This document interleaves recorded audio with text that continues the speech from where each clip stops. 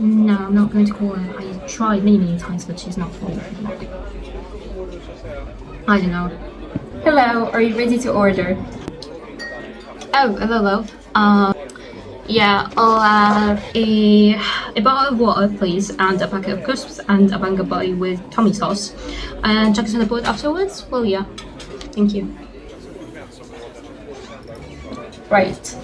Okay, so a bottle of water, some chips, and a what?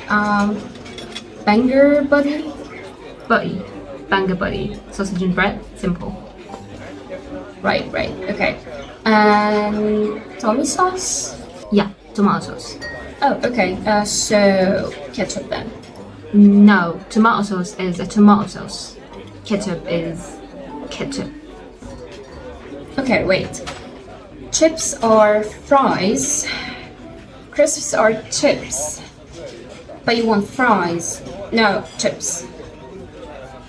And with your banger buddy and pudding, is that like chocolate mousse?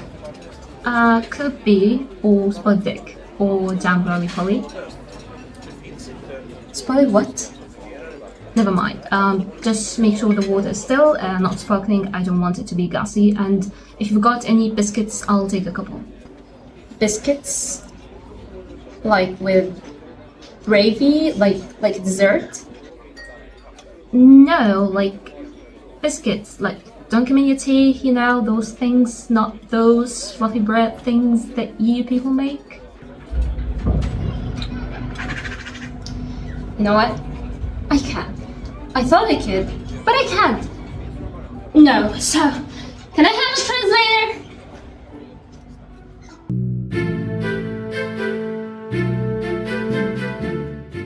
Hello everyone and welcome to our newest episode in Verse and Universe.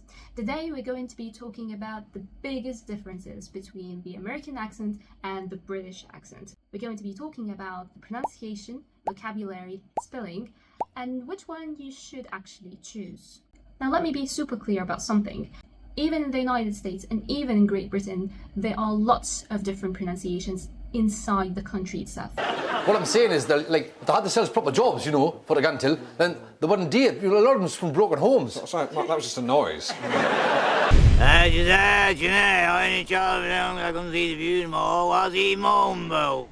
So when we're actually talking about the American accent versus the British accent, we're not talking about the accent that they all use it in that specific country. And mostly, it's the one used in the capital.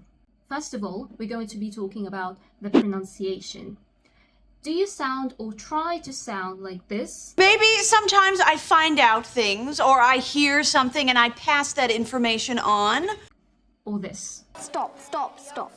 You're going to take someone's eye out. Now if you see, there is a huge difference between the first video and the second video. Now we're going to be covering 3 different parts in terms of pronunciation. 1 is how to sound American, 2, how to sound British. Number 1 rule is the R sound, or if you're trying to sound an American, the R sound. Now let's start with the American accent. If you're trying to sound an American, then you have to pronounce the R pretty clearly. So it's car, it's mother, it's hard, it's butter. On the other hand, if you're trying to sound British or you're trying to imitate the British accent, then you have to say ah. You don't say R, you say ah. But there are some exceptions where you actually pronounce the R as it is, even in British. What's that case? If the R is followed by a vowel. Like, we're going to say far away. Far away. You cannot say far away. Doesn't make sense because the beginning of away is ah, so this is a vowel sound. Comes unnatural, so you have to say far away. That's the exception case when you have to pronounce the R or the R in British. Otherwise, you're going to say car, mother, hard, butter. Remember in Harry Potter? Number 2 is the T sound. In American, if the T comes between two vowels, then it's going to be pronounced as a soft D. For example, better, butter, city, pretty. On the other hand, if it's British, then you have to say a clear T. Very, very clear. So it's going to be better, butter, city, pretty. Now, some accents, like the Cockney accent, they don't pronounce the T at all. So it's like better, butter, city, pretty.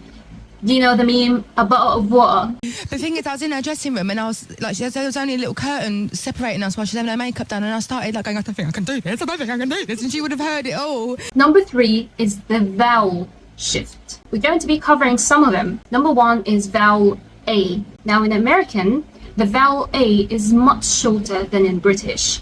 So you'll say bath, dance, banana. On the other hand, if it's British, it's going to be much longer. So it's bath, dance, can't, banana. The second vowel is the O. Now, we said with the A vowel, it's longer with the British, but shorter with American. Now, for O, it's the opposite. What do you mean by that? So it's going to be shorter and rounded up with British, but it's going to be longer and unrounded with American. How? If it's British, you're going to say hot, lot, bot. If it's American, you will say hot, lot, bot. Now let's do a full sentence, one in American and the other in British. Number 1, I better water the plants before they dry out pretty soon. British, I better water the plants before they dry out pretty soon. Second sentence, the car over there is harder to park than I expected. If British, the car over there is harder to park than I expected. 3, my father and mother live in a glass house near the bath. British, my father and mother live in a glass house near the bath. Part 2, vocabulary. You know, when you look at the same object, but the American will call it something and the British will call it a completely different thing. So I'm going to be putting a picture in here, and I want you to try to guess how do you say it in American and how do you say it in British. Number 1, fries, chips. Number 2, chips, crisps. So yes, chips means completely different to an American and to a British person. Number 3, eggplant, aubergine. Everyday items. What do you call that? Trash can, bin. Next one, flashlight, torch. Next one, sweater, sweater, jumper, jumper.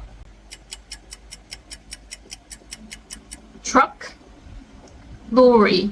Next,